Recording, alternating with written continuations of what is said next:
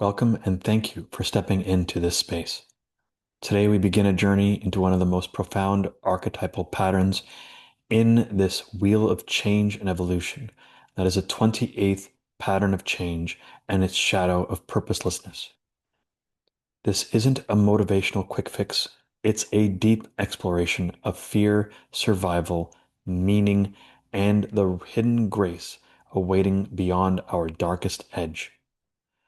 We're going to begin not with facts, but with a story, because sometimes a parable carries the truths our intellects cannot reach. The parable of the lantern in the void. At this point, please close your eyes and visualize the story I am about to share. In a land where the sky never fully darkened, nor ever fully lit, lived a child named Kale. From the moment he was born, he asked questions no one could answer. Why are we here? What happens after we go? Is there meaning or just time? His village saw him as odd, too deep, too quiet, too aware. While others played or hunted, Kale wandered the forest, listening to the silence between the leaves. One day, an elder gave him a strange lantern and whispered, "You'll only know what it's for when you lose all sense of light." Years passed and Kale grew older, colder. Life felt more mechanical. Food, work, sleep, smile. He tried to feel fulfilled, but something inside him felt hollow. Finally, he walked away from his village, deep into the unnamed valley, where no one returned. He walked for days, no stars, no sun, just fog and silence. As despair crept in, Kale fell to the ground and sobbed. "What is the point?" he cried. And then, from inside his chest, the lantern glowed, not with fire, but with warmth, a soft, golden light, not solving anything, but embracing everything. And Kale understood the meaning he had longed for wasn't out there. It was his willingness to live fully in the not knowing. He returned home, not with answers, but with light, and those who met him felt something change, not in their minds, but in their hearts. Why this challenge exists. This parable mirrors the biological and spiritual paradox at the heart of this 29th pattern of evolutionary change. It's the fear of death, not just literal, but symbolic. The fear that life is meaningless, that we are simply passing time, that our efforts and maybe even our suffering are futile. But here's the twist. The fear isn't a mistake. It's not something to get rid of. It's an evolutionary mechanism embedded in our DNA, designed to awaken our awareness. It once helped early humans survive real threats. Now it asks a different question. Now that you're safe, will you dare to live? The complementary shadow to this is the 27th shadow of selfishness, and how we can oftentimes fear win-lose exchanges, leaving ourselves experiencing the repressive nature of becoming self-sacrificing, and then experience the reactive nature of becoming self-centered. So you can see how these shadows dance together to continue testing us on what's worth doing and what's worth confronting. For those interested in doing deeper personal alchemy and wish to have a means of accelerating an understanding of shadow work, over the last 3 to 5 years, I have collected a wealth of information from various esoteric systems, namely the I Ching, human design, gene keys, the chakra systems, and astrology, as well as integrating them with the human genetic code. And in this chart, you will find the details of all the different shadows, all the different fears, the specific fears that fuel those specific shadows, all 64, all in relationship to each codon. And in this wheel, you will find four legends on each corner because they can't all fit on one corner or one side to make it a nice, evenly balanced square. So here is the statements from each zodiac sign, so you can see. And then we have the legend for each chakra. You'll notice that there are more than seven, and because there are more than seven, because it is including the spleen as a means to detect threats. So there's an intuitional center there. There's also a center of willpower called the thyroid, because when we are born, the thyroid is literally almost, if not as big as our heart. So we have to accommodate that. And on the other side of this, you will also find an understanding of the I Ching, hexagram system, the different trigrams, the relationship to the three-dimensional plane, the yin and the yang, and how each of the six lines are affiliated with different archetypes, thanks to the human design and or gene key system. And lastly, you will also find the human genetic sequence chart for all the amino acids associated with the human genetic code. But furthermore, you will also find in this chart all the different zodiacs, all 12, mixed with the human design gene key chart. Bear with me, my graphics card is not as fast as other people's on their computer, but you will see all the different fears, all the different shadows, and how they relate to each chakra in those colorful little dots. So you can see how it affects each energy center in the body and how each of them have their own repressive and reactive statements because there are six expressions in each challenge.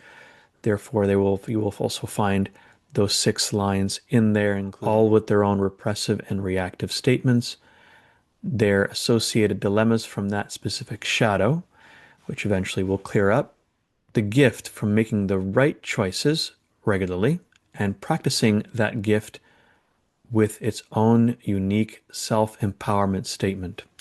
So as you learn to vacate the trapped emotions such as sadness, fear, anger, shame, and guilt, and you reorient towards true self-alignment and honoring the intuition and inner authority that you possess, it will lead you towards the grace specific to that challenge. So if you would like to learn more about this and or you would like to download this file for your own personal means of translating your specific challenges in the human design system or in the gene key system, it is all there for you. All you have to go is to my website and download this PDF file. It's about 50 megabytes in size.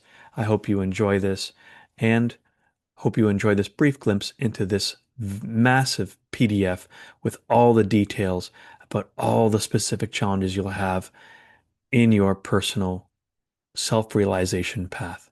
In order to find this PDF, a link will be found down below in the description of the YouTube video. When using that elaborate and vast chart of information, you can use the human design apps found in the App Store on Google Play so that you can choose whichever speaks to you most. And as you choose whichever human design app works best for you, you can then use that towards the chart. So you get your information and your numbers.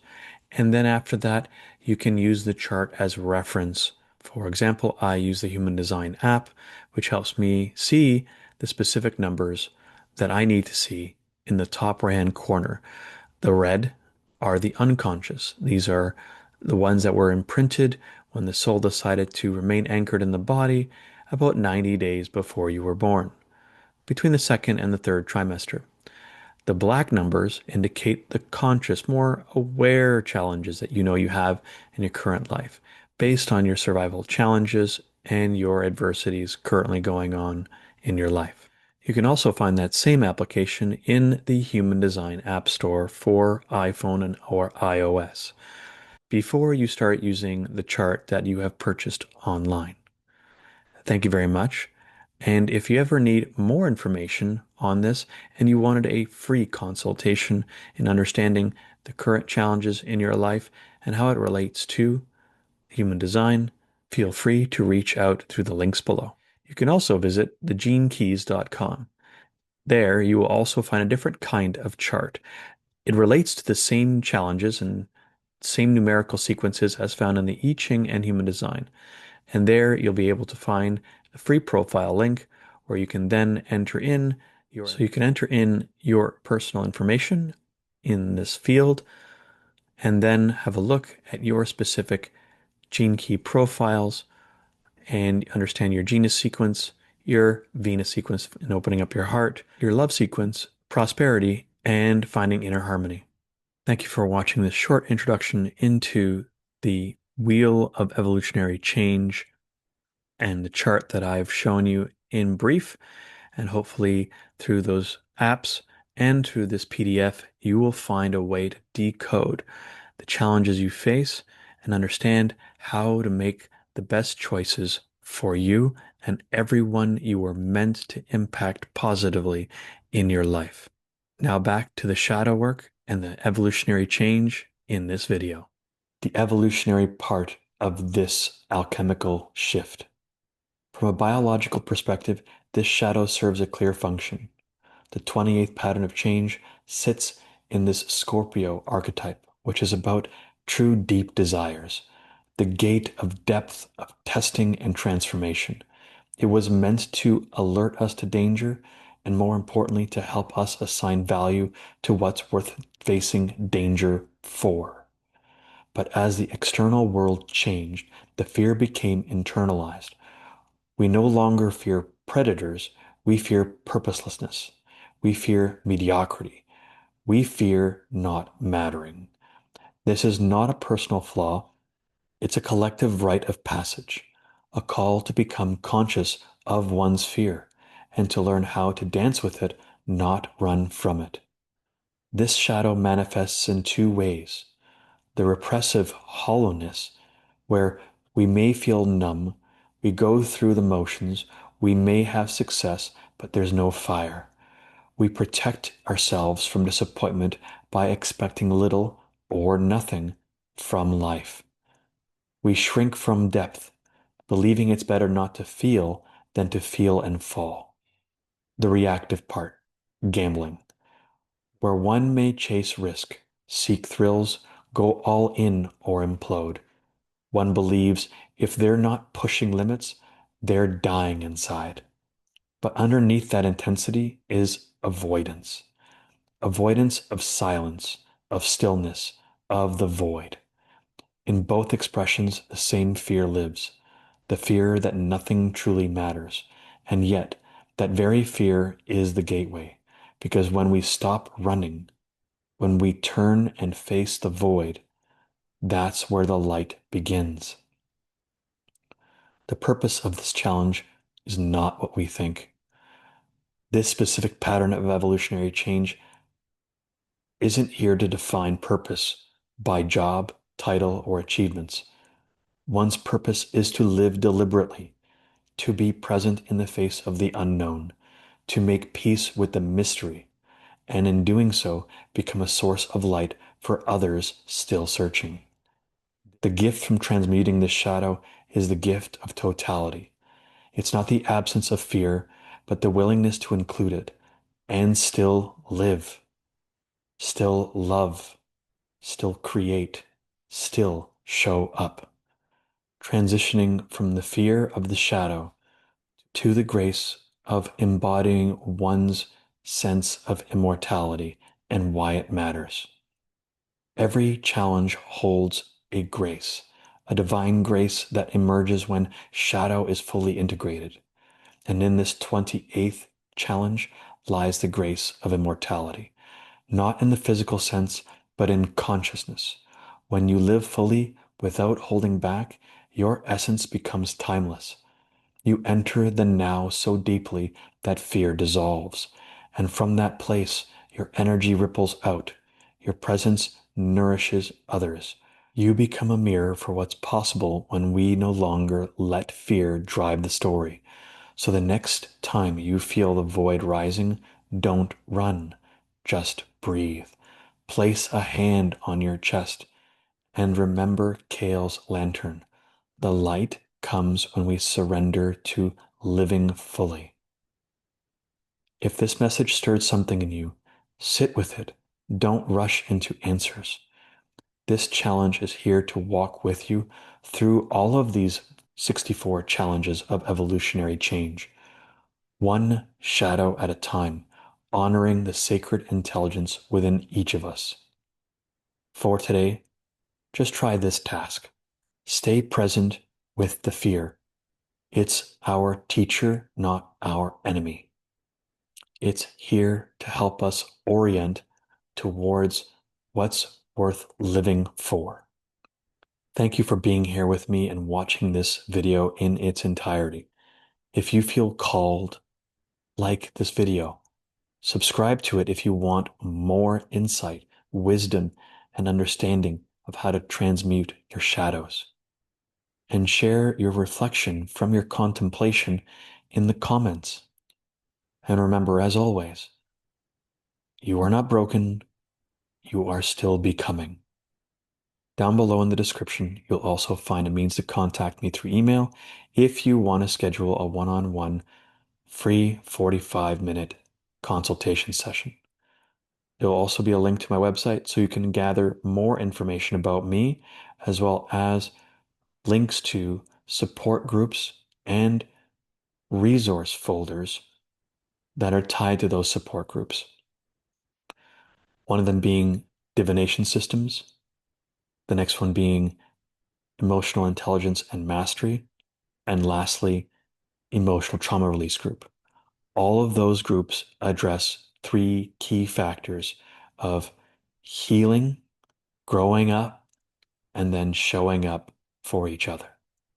So we can address fear together with courage, but not demonize it, because it's only there to help us orient and ask the question, is this worth the risk?